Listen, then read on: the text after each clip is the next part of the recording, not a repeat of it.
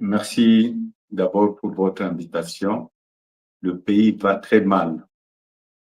Le pays va mal, surtout à l'est de notre pays et aussi à Kinshasa avec les Mobondo.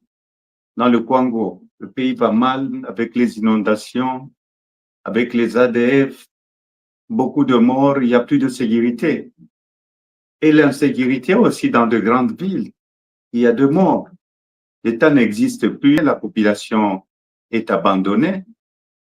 Chaque jour, nous sommes en train de perdre nos frères et sœurs. Nous devons être conscients, nous devons réfléchir et nous devons prendre le courage d'arrêter ça. Et la seule façon qu'on peut arrêter ça, c'est seulement avec un dialogue inclusif. S'il n'y a pas de dialogue inclusif, il n'y aura pas la paix. On ne se trompe pas. Avec le feu président Musée Laurent Kabila, le dialogue, c'est là avec le groupe rebelle, mais ça n'a pas été. Il y avait Lusaka, il y avait Ghana, il y avait en Éthiopie, donc Addis. Mais à la fin, la communauté internationale, avec l'Union africaine, ils avaient décidé. Ils avaient compris que la seule solution pour faire taire les armes, pour ramener la paix dans notre pays, c'était le dialogue à Sun City. C'était un dialogue inclusif. Tous ces anciens rebelles qui sont avec le pouvoir, qui refusent de dialoguer. Mais c'est grâce au dialogue qu'on a eu la paix. Le dialogue va nous permettre d'économiser beaucoup d'argent, surtout de sauver des vies. Mettez-vous à la place de se déplacer de guerre chaque jour. Depuis qu'on a signé à Doha, la guerre continue. Donc, j'insiste encore, la seule solution, c'est le dialogue inclusif, le dialogue de la CENCO et de l'ECC. Et ça va sauver des vies. Je demande aussi à la communauté internationale, ils doivent s'impliquer. C'est un dialogue d'abord de Congolais, un dialogue franc pour une paix durable. Nous devons quand même avoir un peu de respect pour nos pasteurs. Si le président Tshisekedi aujourd'hui est au pouvoir, c'est grâce à la CENCO. Il y a eu l'accord de la Saint-Sylvestre. C'était aussi un dialogue. C'était en 2017, si j'ai une bonne mémoire. Est-ce qu'on avait écourté le mandat du président Kabila? Non. Et qui était un autre représentant lors de l'accord de la Saint-Sylvestre? C'était le président actuel, le président Félix Tshisekedi. Est-ce que nous sommes allés là pour écourter le mandat du président de la République? Mais nous avons une constitution que nous devons respecter. Le président a été élu pour un mandat de 5 ans, malgré les élections chaotiques. Je pouvais être la première personne à dire non, mais et mettre les gens dans la rue à l'époque pour écouter le mandat du président Tshisekedi. Mais je suis légaliste, je suis un grand démocrate. J'ai dit, le 5 ans passe vite. L'IDPS, qui condamne aujourd'hui l'Église catholique. J'ai eu le temps de côtoyer le feu président Tshisekedi, que son âme repose en paix. On était deux jeunes. On suivait, c'est grâce à l'Église catholique. L'Église catholique, quand l'Église catholique s'est battue avec le président Mobutu pour avoir le dialogue, donc l'Église était corrompue. Soyons quand même sérieux. Moi, je crois que nous devons aimer notre pays. Je crois qu'on n'aime pas assez notre pays.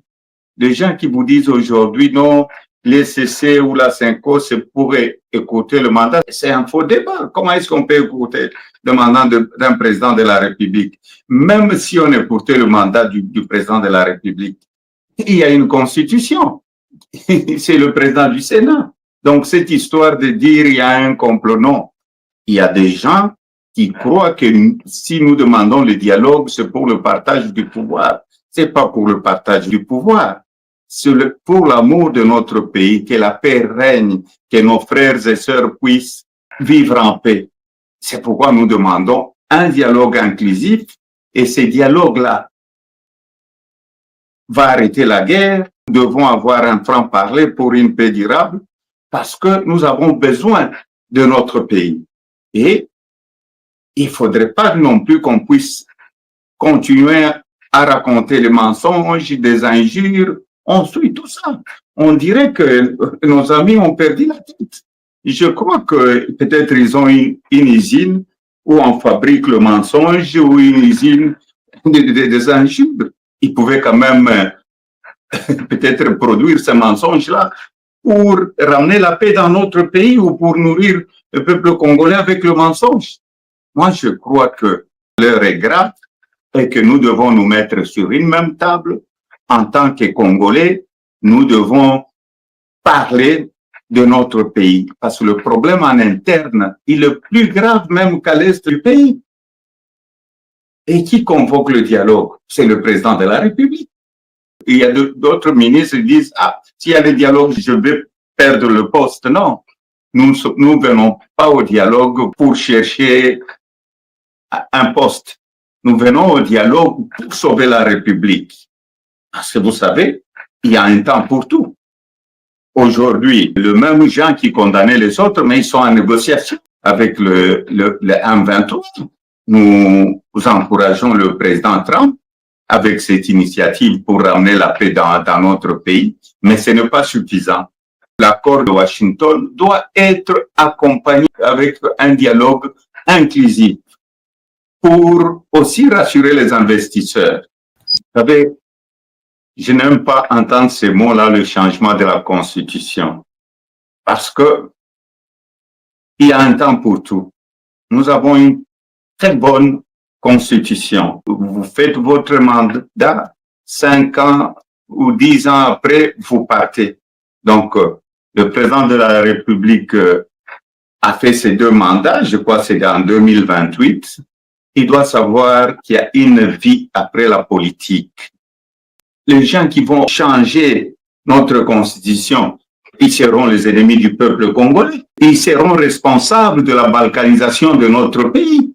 Est-ce qu'aujourd'hui, on a besoin de changer la Constitution? On n'a pas besoin de changer la Constitution ou changer quelques articles. Non. Le problème aujourd'hui, premièrement, c'est la paix. Comment est-ce que nous allons retrouver la paix? 2, le social de la population. 3, les infrastructures. Il n'y a plus de routes. Il n'y a plus de routes dans notre pays. Les hôpitaux existent que de nom.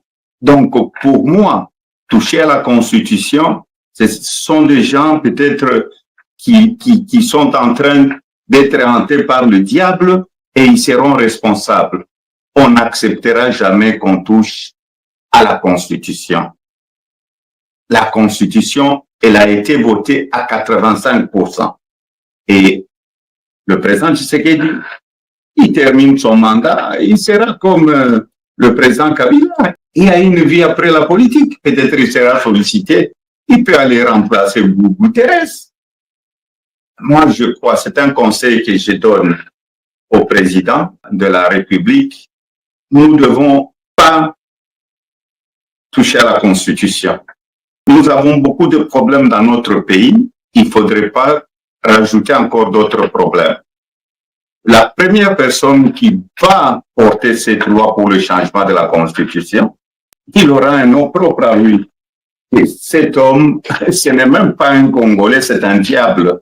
Parce que penser au changement de la Constitution aujourd'hui, avec la souffrance de la population, a fait que le pillage de nos richesses, avec l'insécurité un peu partout, avec la famine, je crois, ça va diviser le peuple congolais.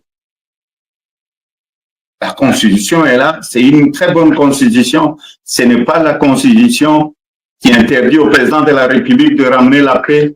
Ce n'est pas la Constitution qui interdit au président de la République de donner à manger au peuple congolais. Ce n'est pas la Constitution qui interdit au président de la République de créer de l'emploi.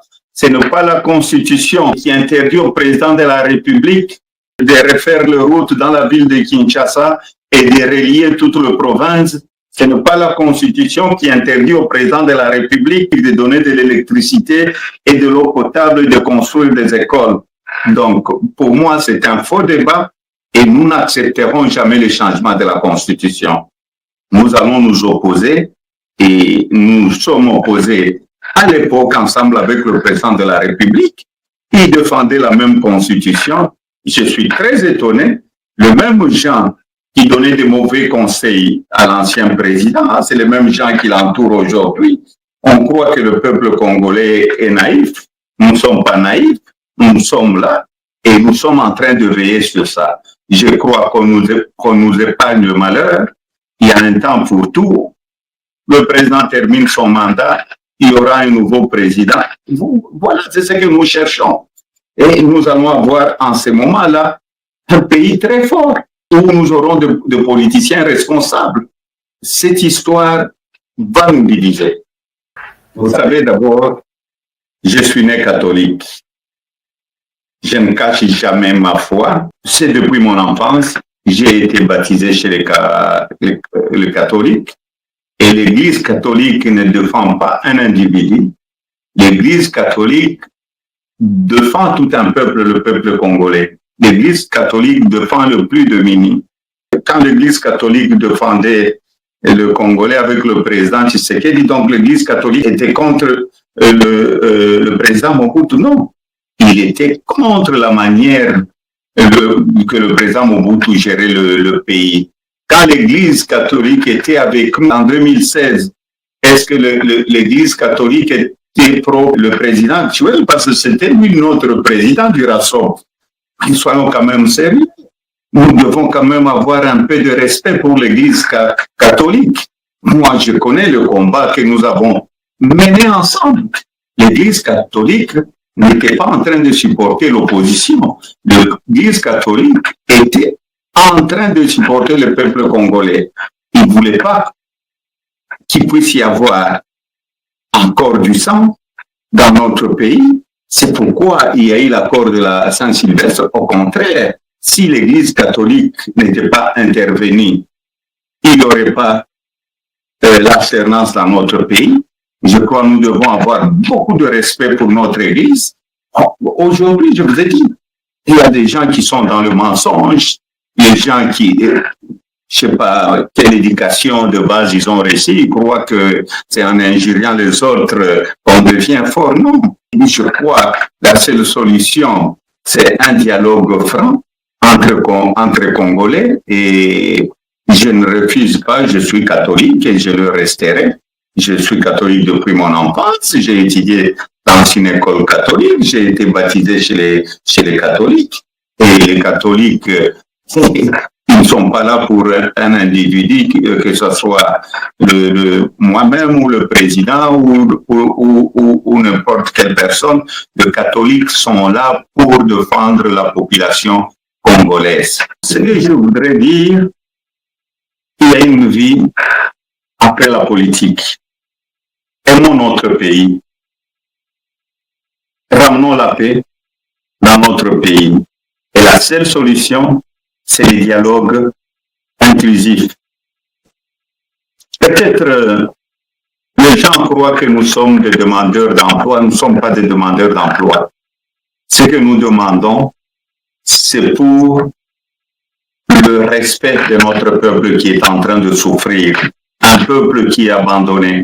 Il faut avoir un peu d'amour pour notre population. Semons l'amour et non la haine pour que le Congo puisse triompher.